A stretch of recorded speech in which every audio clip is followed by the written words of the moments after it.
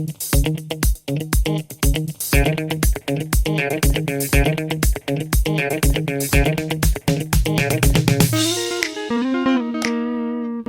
guys, welcome back.